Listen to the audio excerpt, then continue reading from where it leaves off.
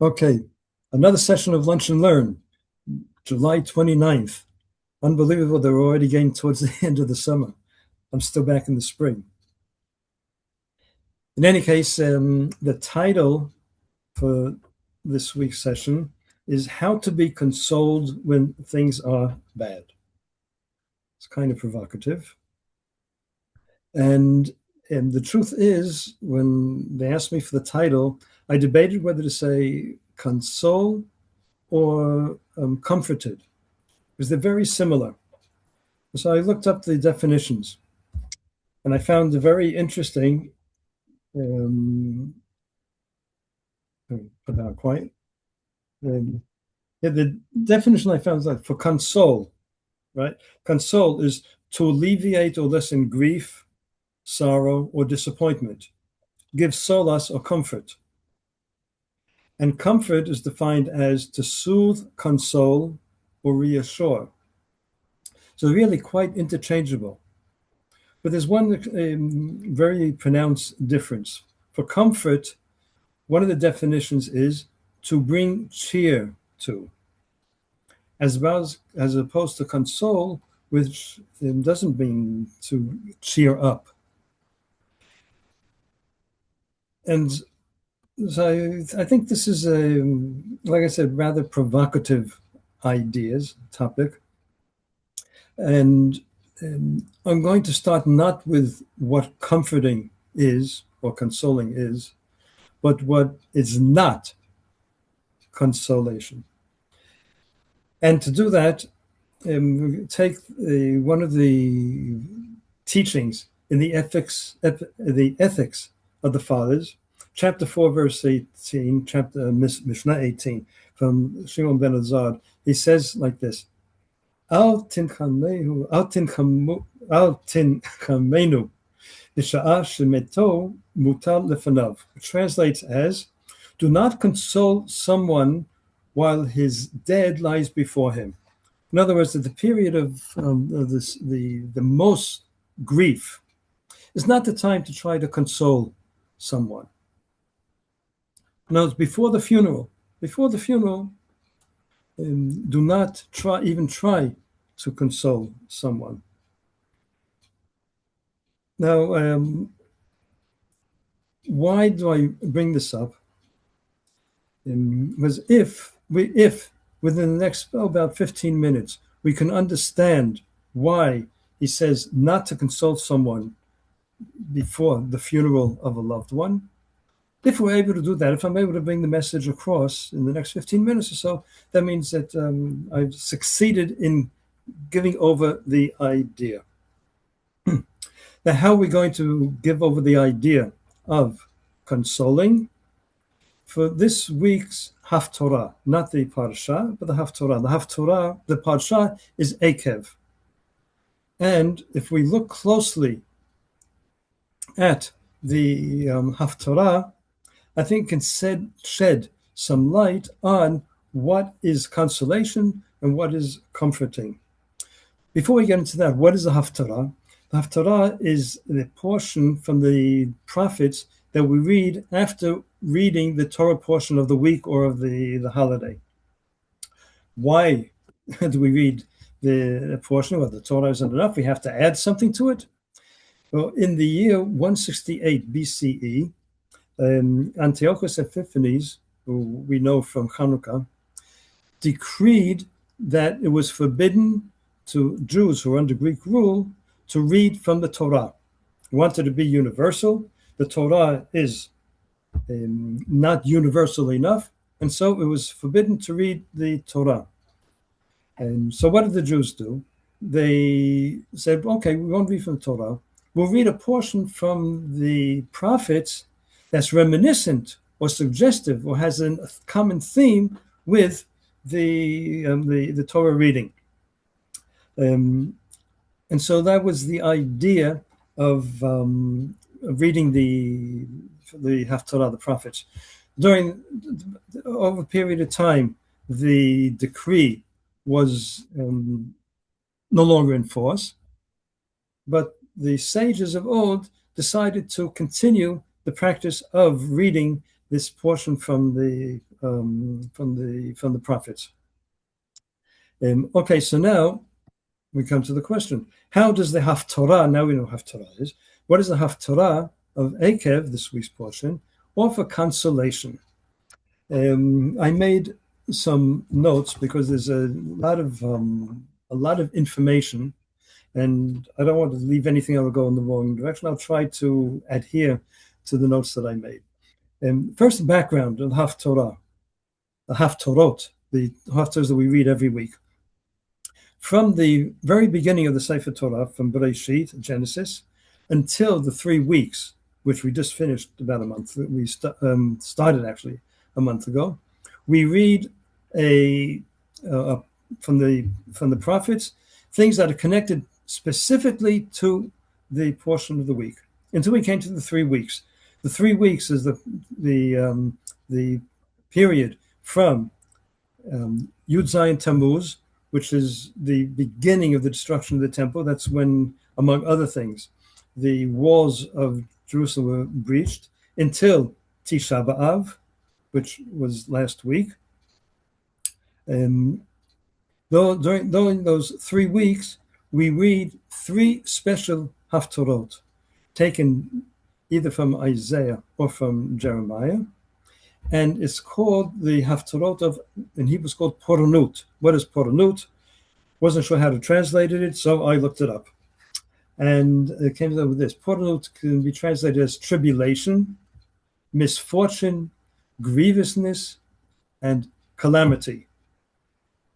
So those 3 weeks from the 17th of Tammuz to Tisha B'Av are really a low in the calendar, a low in Jewish history.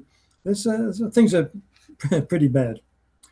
But after Tisha B'Av, starting last week with the portion of Et Hanan, until Rosh Hashanah, we again have 7 specific Haftarot that's called the Haftarot of consolation. Now, why consolation? Okay, things are pretty bad when we get to Tisha B'Av. We get to Tisha B'Av, we had the Book of Lamentations. It's the most severe day of the entire calendar. From Tisha B'Av to Rosh Hashanah, consolation.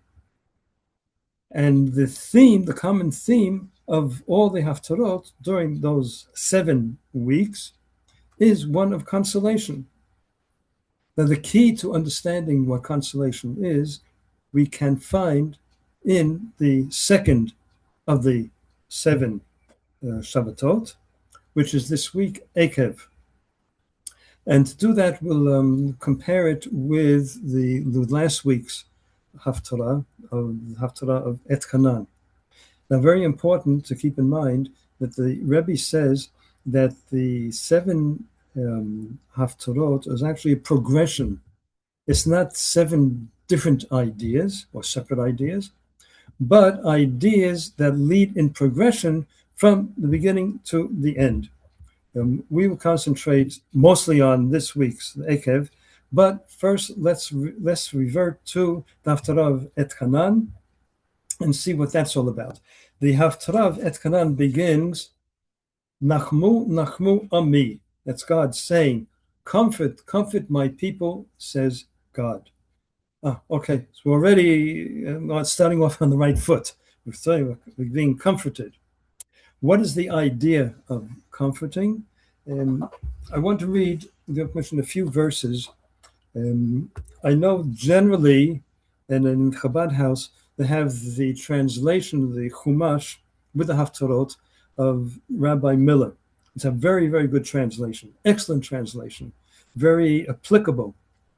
But Rabbi Miller brings the commentaries into the translation. This is a book of also the Chumash and the Haftarot by Rabbi Aryeh Kaplan. He passed away a few decades ago. A very good translation, much more usable than the King James and things like that. It's not literal, but it's very accurate to the actual translation. And so that's why I think it's preferable and more understandable, a bit clearer than using the one that's in the Chabad house. And incidentally, I know in Tallahassee, the rabbi had these books until the fire destroyed the entire library. So um, again, the idea of comforting, it's like this. Bid Jerusalem take heart, and proclaim to her that her warfare has ended, and her iniquity is pardoned, for she has received from God's hands double for all her sins.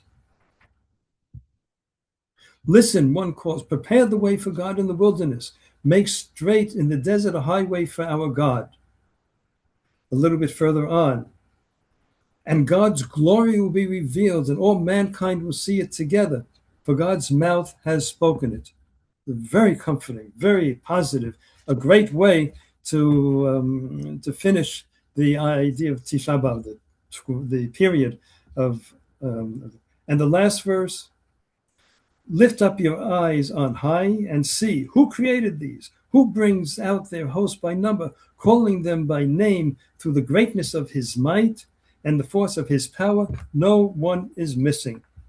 That is the haftarah of comfort, the haftarah of the et kanan. Comfort, comfort, comfort my people, says God.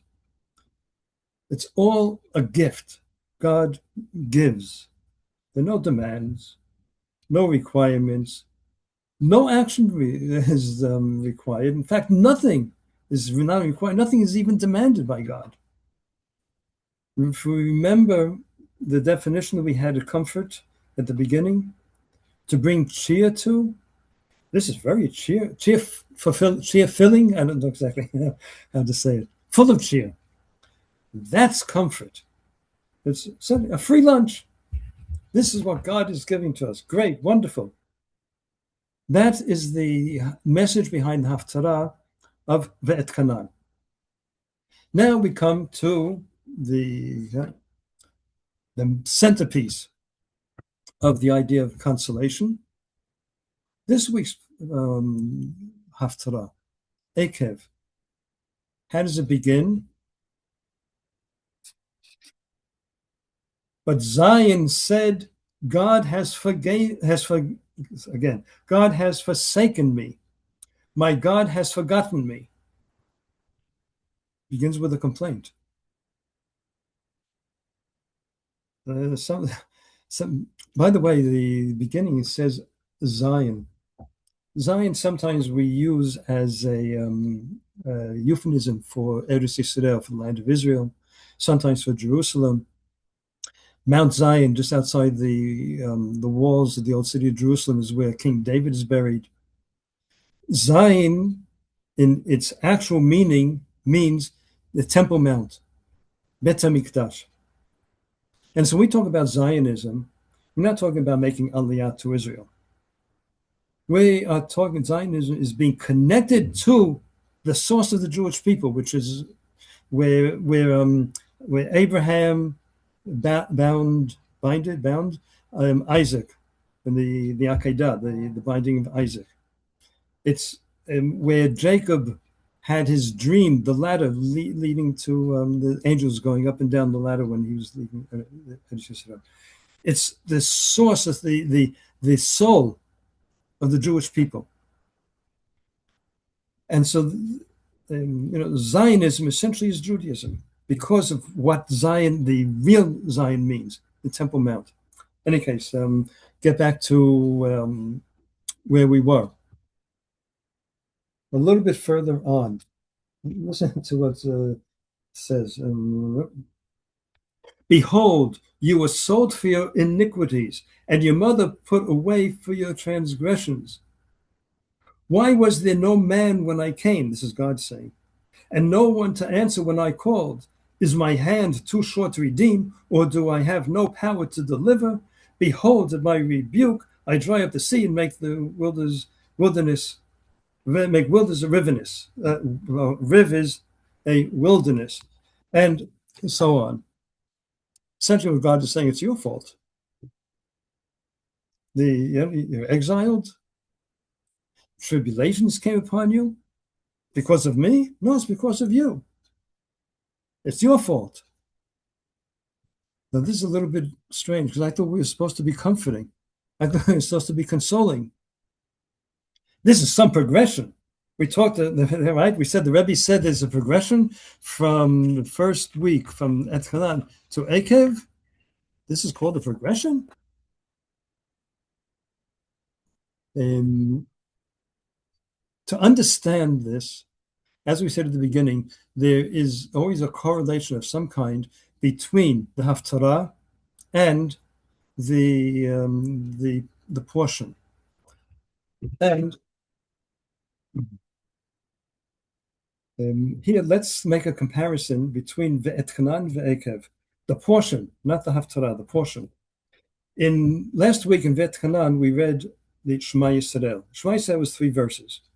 The first verse, the Shema Yisrael itself, Hear, O Israel, the Lord our God, the Lord is one, and the first verse are written in Ve'etchanan. And there it says like this, V'shinantam levanecha v'dibatabam, which means you must teach them to your children. After that, the verse says, you must bind them as a sign upon your arm and between your eyes. It's a tefillin on the arm and between your eyes, the tefillin. That's Parshat Ve'etchanan. This week's Parshat Ekev, we have the second verse of the 3 verses of the Shema Yisrael. Very similar, but one extremely important difference. Akev says, you must bind them as a sign upon your arm and between your eyes. Exactly the same words that we said in Bet Hanan. After that, it says, V'limadatem otam epenechem ledaber bam. You must teach them to your children. That's, again, exactly the same words as in the first paragraph. But there's one very important difference. Bet Hanan, first Torah, and then second action. In this week's portion, in Akev, the opposite. First action, and then the Torah. And that's Akev. How does Akev begin? Akev, the first word of the Akev, the opening, verse, is, if you will heed these ordinances and safeguard them. That's Akev. Now we can understand the meaning behind the Haftarah of Akev as opposed to Bet Hanan. Bet Hanan is all kind of nice words, right? It's a good feeling. It's comforting. It's comfort. But comfort doesn't have substance. You have a good feeling, the feeling dissipates. It's not permanent. True, it's comforting, a lot of good feelings, but it's only feelings. The Haftarah, Bet Hanan, God demands action. What kind of action? Goodness, good deeds, Torah, mitzvot, charity, kindness. That's what it begins. If you will heed these ordinances and safeguard them, what God is teaching us, you have to do it. It's not enough to learn it. It's not enough to have a feeling about it. You have to put it into action. God demands the action. He's essentially saying, go out and do. Go out into the world and do. Take responsibility for your actions. Even more so, take responsibility for your existence. There's purpose. That's consolation. The result, go back to the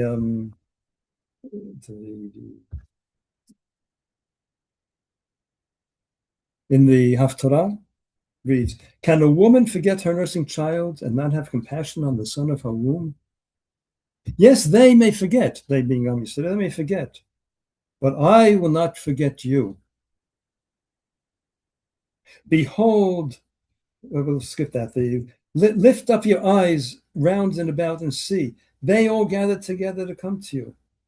As I live, says God, you will surely adorn yourself with them like an ornament and bind yourself with them like a bride. And the very end. For God has comforted Zion. He has comforted all her waste places and has made her wilderness like Eden, Garden of Eden. and her desert like God's garden. Joy and gladness will be found there, thanksgiving and the voice of song.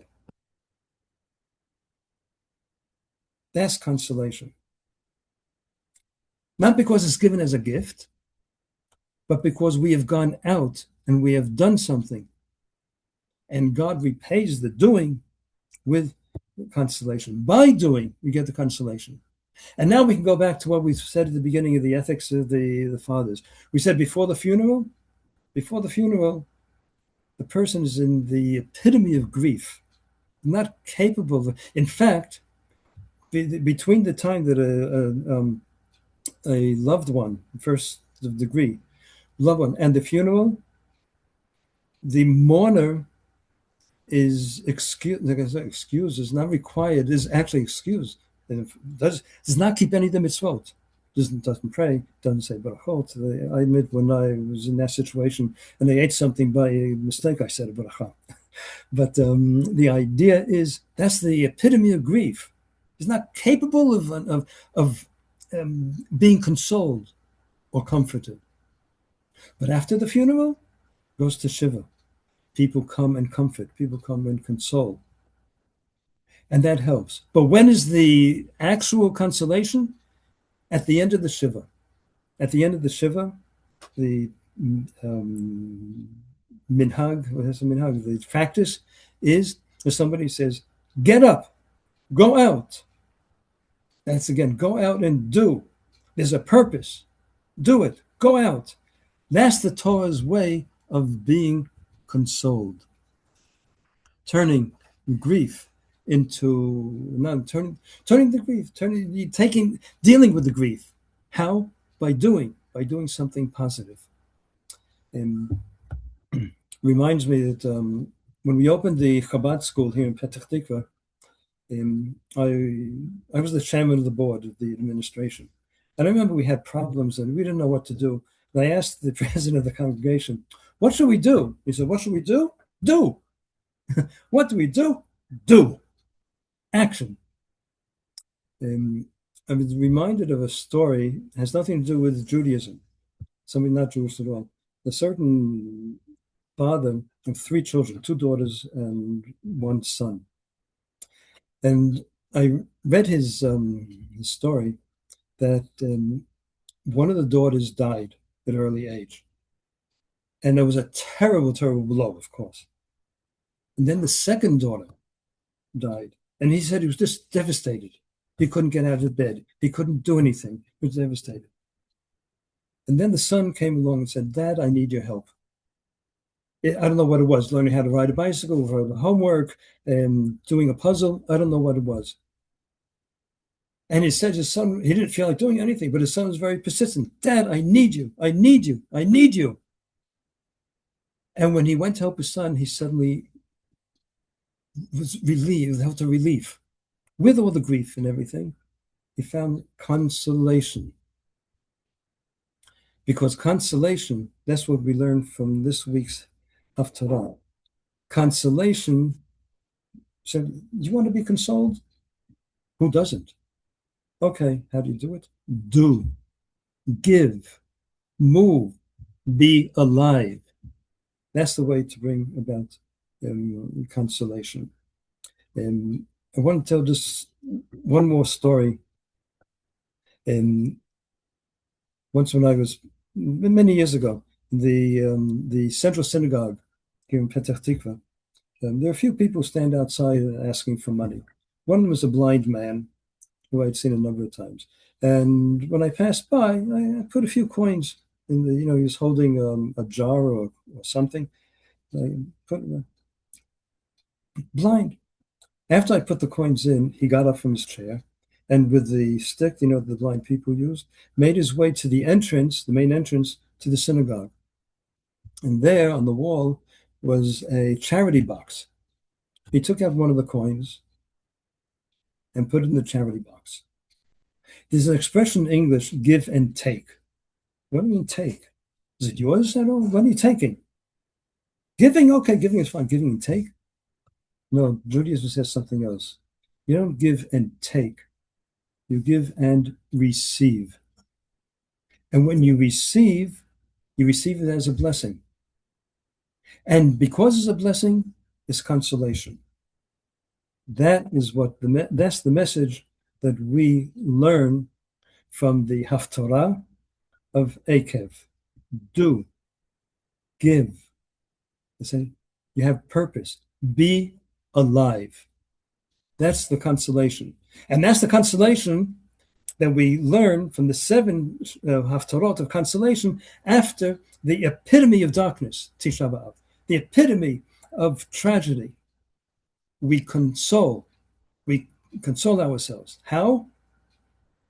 By doing, by being alive, by giving, and being essentially being connected to God. That's what God wants. That's what He tells us in the Haftarah and in the Parashah. And by doing that, we reach, hopefully, it's easier said than done, but we reach a degree of consolation. And I see that the time is up. If anybody wants to ask or say, add anything. Okay, then let us conclude by asking God to console His people wherever they are, and bring the full and final redemption, to watch over His people in safety, in health, in happiness, and that we should soon, very soon, greet Mashiach Tzidkenu. Keep well, take Amen. care of yourselves, and he would say, Besorot Tovot, good tidings. One Thank you. question. Thank you, Rabbi. Yes, Richard. Wow. I mean, it's somewhat related. I was talking to my wife this morning. I said, remember 20 years ago, the rabbi talked, you go visit someone in the hospital, you think you're doing well, but there are times that person, from their perspective, they don't want any visitors. They don't want to feel like they have to put on a show. So somewhat related, just your thought, like because something's happening now where people are asking me, how is this baby in Jacksonville that has cancer who's only a year and a half? It's enough. I don't know that much. And I think people are trying to console me, but it's actually more of a hindrance. It's like my sister's always calling me, and I finally said, when I have information, I'll tell you.